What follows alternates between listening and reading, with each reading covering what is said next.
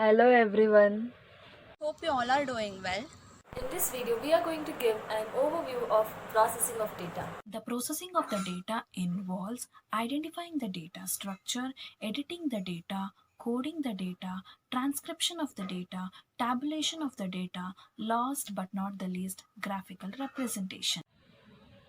I am Pooja. Today we are going to explain about processing of data. The data collected through interview and questionnaire will be large in data size. The processing of data helps us to reduce the data which is important, specific and more relevant to the study. There are various steps involved in the processing of data. The first step is identifying the data structure. Data structure is the collection of related variables.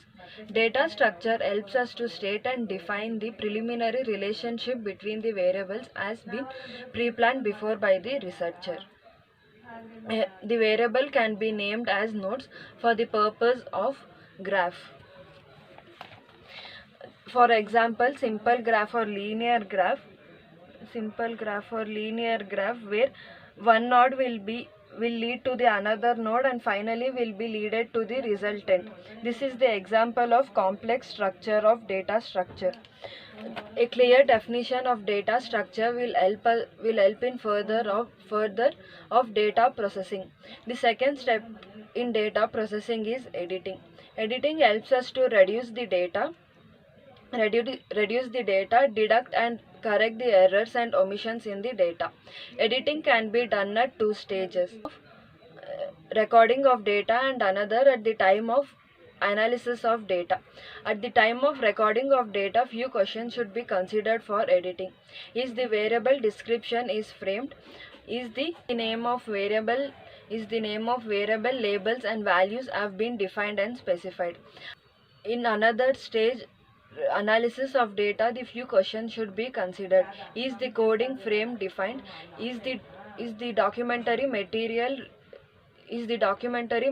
sufficient for the description of the study?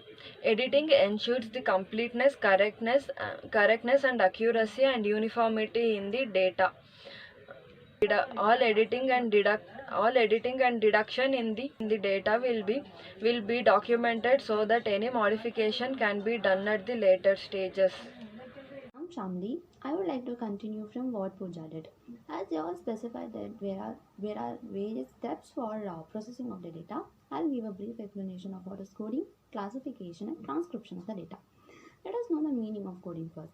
A coding is nothing but assigning some alphabetical or numerical code to the responses of the collected data.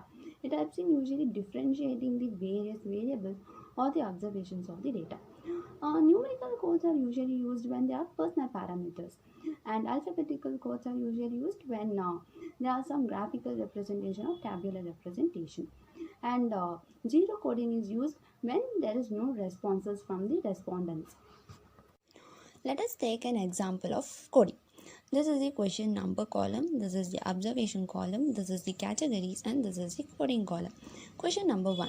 Organization. Organization can be categorized into two types, public and private. For this, we can code it as public as PB and private as PT.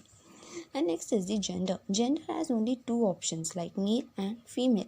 Whenever there are two options, we can easily code it as 0 and 1. We can also code it as 1 or 0. And next is the department in which the individual persons are working, like accounting, finance, HR, and others. For accounting, we can code it as A, and finance as F, HR as H, and others we can code it as star. Next is the attitude towards the work. As very satisfactory ranks first, we can code the highest number like 4, 3, 2, 1. Like this, coding the different categories, it will help in differentiating the various categories of different observations of variables. Now let's let's move on to classification. Classifications are usually used for an open-ended responses. It is a process for arranging the data into their homogeneous groups or according to their similarities. While conducting the classification, the researcher must focus on some requirements, like the classification must always be linked to their theory and the aim of the study, and it must be exhaustive. Like for every observation, there must be some categories, and it must be categorized only once. Now let's move on to transcription of the data.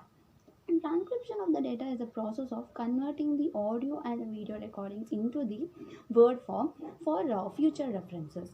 Transcription of the data are usually used for qualitative research, because qualitative research mainly focuses on group, persons and their cultures, etc. Collecting of those data and measuring becomes difficult. Hence, the researcher usually conducts the research by interview and observations, and the data are preserved in audio and video recording. And to convert those audio and the video recording, transcriptions of the data are used. In simpler sense, the transcription of data is nothing but converting the mass data into the simple summary. For transcription of the data, there are two methods. One is the manual and another one is computerized. Computerized here used when there are large sample size, and it can be done in the spreadsheet or text files. Next is the manual. It can be done in long worksheet, and it is usually used when the sample size is very small. Like the responses are somewhere around 10 and the observation is within the 100. By using this, we can actually use it for further references and for further analysis of the data. This is all about my topic. The next topic will be continued by Manasa. I'm Mansa. To continue with the transcription of the data, I am going to explain about tabulation of data. What is tabulation? The transcription of data can be used for analyzing and summarizing the data for the further analysis. This is called tabulation. To be in a simple way, tabulation means collecting the raw data and compressing those data and representing it in a form of table is called as tabulation. The tabulation can be done either manually or with the help of a computer. Now I am going to show you how a table or a tabular representation can be done manually. So this is how a table can be done manually. Now I have taken the example of an age group.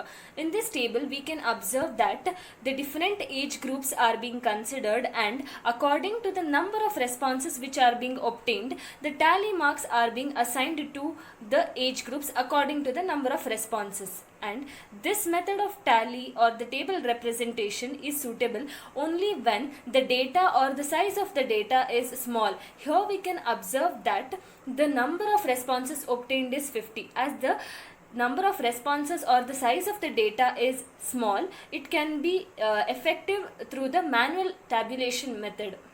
So this is how the data can be represented in a tabular form through manually doing it. And however, this has certain disadvantages, like it cannot be used when the data size is large and it is time consuming. Hence, we have another process of representing the data in a tabular form called computerized tabular representation of the data. This can be done with the help of a software. One of the most popularly used software is SPSS, that is Statistical Package for Social Science. Through this software, data can be represented in the tabular form.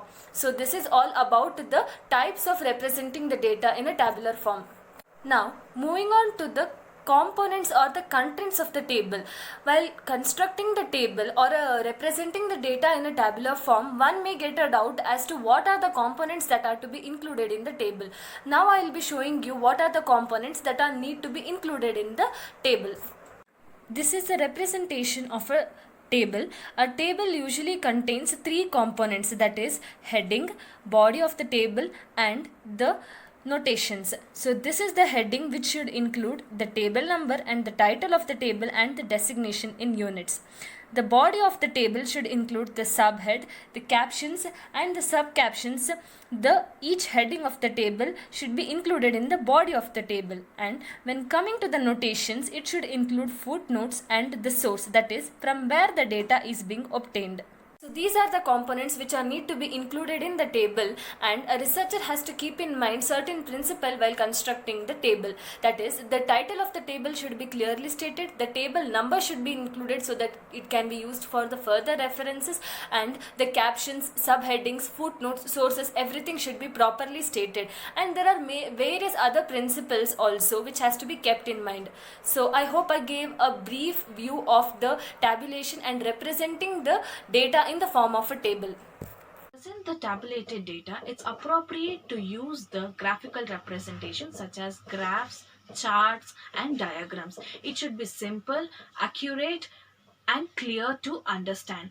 This graphical representation reduces the large statistical data to an quickly understandable at a glance. The general rules that has to be followed for an diagrams are: the title has to be placed above the chart, then the numerical values should be specified, then the x-axis and a y-axis should be labeled. X is an horizontal, y is an vertical, and the labels has to be given for that diagram. The most commonly used graphs are: first one, line graph. It is useful for showing a changes in the data relationships over a period. Line graphs are the points connecting the data to show the changes. Histogram is another form of a line chart used for presenting a frequency distribution. The vertical lines on the limits of a class intervals marked on the baseline. They are drawn for a series of continuous rectangles. It represents the class intervals and the weights the class frequency. The frequency polygon of each class is located at the midpoint of an interval, and the straight lines then connected to points. Ogive is a line chart plotted on an arithmetic graph paper from a cumulative frequency difference that may be cumulated downwards or upwards. In this, it's an upward. Second one is a bar chart. Bar chart can be a vertical as shown here or an horizontal as shown in this side. Simple bar diagram. The length of the bars varies correspondence to the values of the variable. Bars may be duplicated in a solid blocks as shown here. Or bars can be also be shown in lines or in a dotted for or in a black for as shown in this multiple bar diagram. Component bar diagram. It is used to show the comparison involving two or more variables on a single chart. It not only shows the variations but also the total values, but also components represents the total value per year. Third one is a pie chart. Pie chart or the circle component bar chart. It's usually a percentage chart. The data are converted to a percentage of the total and positions in a segments given to a clear picture of relationship between the contact. Fourth one is a pictograms. It is a variations of a bar chart. In it, the values are represented by the identical symbols or pictures. Each one represents the variables. The symbols should be appropriate to a selected data. Here the data is megawatts. So once the star is known for 10,000 megawatts for different uses. So this is all about processing of data. I hope you liked our video and was informative to you. Now I would like to conclude with a small quote given by Neil Armstrong. That is, in much of the society, research means to investigate something you don't know or understand. So keep doing research and enrich your knowledge. Thank you.